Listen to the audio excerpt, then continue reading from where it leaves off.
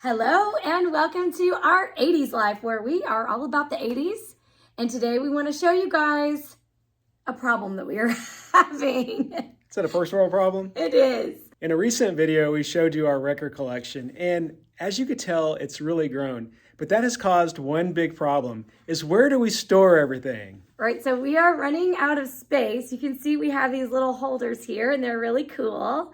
And we have the record wall and all that, but we also had to add, let's just go ahead and show them our little secret over here. Oh. I had to add a crate. It's like, I feel like we're in college again. We used to keep all of our stuff in crates like that. We're living out of crates again. We've reverted back to our 20s. Well, I had to add an auxiliary storage room because after the record store day, I was like, babe, where are we going to put all these? We are out of room. So Keith has come up with a solution. What are you going to do for us, Keith? I am going to build something. He's going to build something. Just call me Keith the Builder, you know?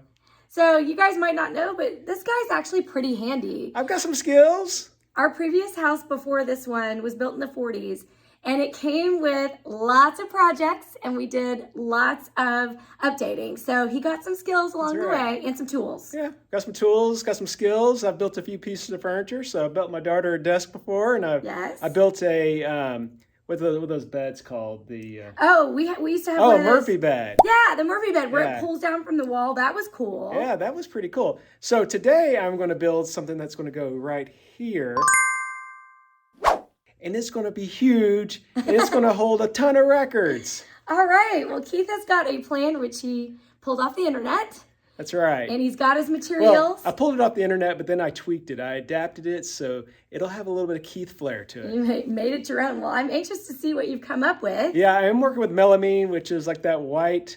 like all the IKEA furniture stuff. I've never worked with that before, so I've always just worked with wood and painted it. So this is going to be a little bit different for me, so we'll see how it turns out. But you know what? You have to take a chance. You got to risk it. Babe, we have confidence. We know you could do this. That's not what she said earlier, but... Yes, I did. She's like, are you sure you can do this? You've got this. I got this. You've got this. All right, let's go. All right. Okay, here we are in Keith's garage. This is our garage. I mean, it's mostly your garage. Yeah, I spend the most time out here. So here's one of the panels, and here's the rest of it here. So this was two 48 by 96 pieces of plywood that they cut down for me. Not plywood, it's melamine, right? It's melamine, but it looked like a sheet of plywood. Oh, okay. And they cut it down. I have my plans from Thank You Reddit. Someone posted these. I've tweaked them a bit, but I'm going to use their concept for the design. So now it's time to get cutting. All right, so let's show them this material. It's just like a, plastic coated, I don't know what to call it. I don't know, it has like It's called melamine if you go to the store and ask for it. If you look on the side, you can see what's on the inside of it. It has right, it's just a coating. It is more like MDF or plywood. Yeah, so it's basically like every piece of IKEA furniture that you could buy is made out of this stuff. But we've actually never worked with it before, so this will be new. So I put a special blade on my saw over there. Oh, let's see the setup. Okay, here's the saw with the special blade. Okay. There's 80 teeth on it, so it has all these extra teeth. So it's smooth? It's supposed to give a cleaner cut, and it won't, chip off pieces of the white finish when you cut it. So we'll see if it works or not. But in theory, that's what's supposed to happen.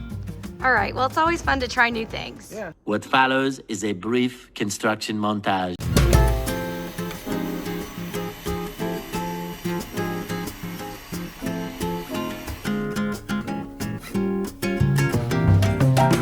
Okay, good job, babe. So I'll be here all week.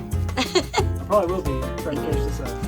It seems like it's going kind of fast, actually. I think you're doing well. It is. The next day. He is almost finished, right? Last screw. The last screw. Let's do this. All right. Here we go. Okay, so we're putting the little cover on there. You put it on there and tap it give it a in. little tap. There you go. Okay, you ready to show the finished piece of furniture? Yes, let's show it. Ta-da! Custom made 6-slot vinyl cabinet. All right. One of a kind. And we hung our pictures back up. Decided to do them side by side. Just felt like the right way to do it. And here is the piece of furniture that Keith created. So we have 3 slots on the top that'll hold tons of records, and then 3 more slots down on the bottom. Keith did an amazing job building this. Thank you so much, Keith. I totally love it. But now we need to organize our records so that we can actually find what we're looking for when we want to listen to them. We purchased these record dividers off of Amazon. I will drop a link down below in case you're interested in purchasing these. And we are going to use these in order to alphabetize the records and put them in some kind of order. We're using these scrapbook stickers for the alphabet. So I'm just going to place the stickers on the tab like this. All right, you guys, they are done. I think that these look really cool, and we've got everything alphabetized so that it will be easy for us to find. And yeah, we're really happy with this.